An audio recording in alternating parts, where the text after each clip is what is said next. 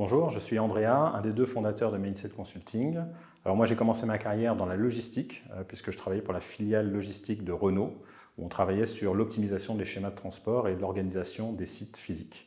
Et c'est comme ça progressivement que je suis arrivé dans le monde de l'IT et du logiciel puisque bien entendu on avait besoin de définir des processus et de les outiller pour s'améliorer. Par la suite j'ai travaillé pour des grosses structures de conseil avec d'abord PricewaterhouseCoopers qui ensuite a été racheté par IBM. Et dans mon parcours, du coup, j'ai travaillé aussi bien sur des sujets d'organisation, cost-cutting, réorganisation des processus, que des sujets plus IT, avec notamment des mises en œuvre de logiciels SAP et du développement custom.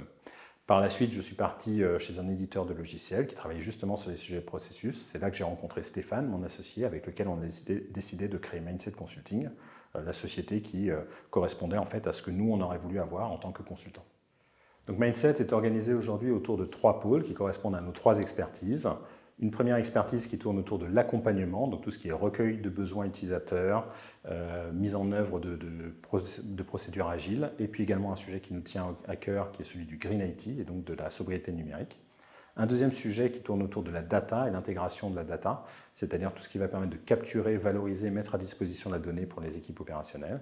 Et enfin, un troisième pôle qui tourne autour de sujets plus techniques, avec notamment ce qu'on appelle les architectures réactives, les microservices et les sujets DevOps, qui permettent d'engager chez nos clients des refontes en profondeur du système d'information.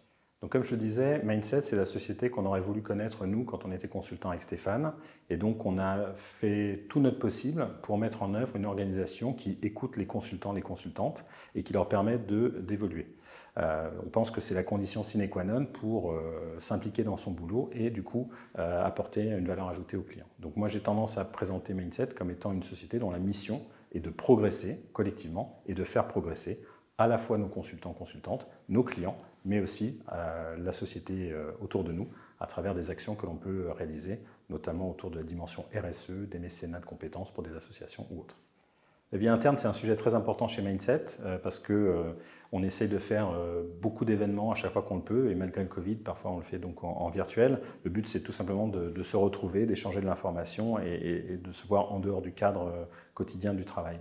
À côté de ça, il y a aussi d'autres événements importants dans la vie interne. C'est un certain nombre de rituels, notamment tout ce qui est l'équipe in touch, qui permettent là aussi de se retrouver, les feedback meetings toutes les 4 à 6 semaines qui permettent de remonter de l'information sur comment se passe la mission, des plans de carrière à horizon 18 mois pour prendre en compte les évolutions des consultants et également intégrer des besoins éventuellement de formation ou de certification puisqu'on a comme objectif de former 100% de nos collaborateurs chaque année.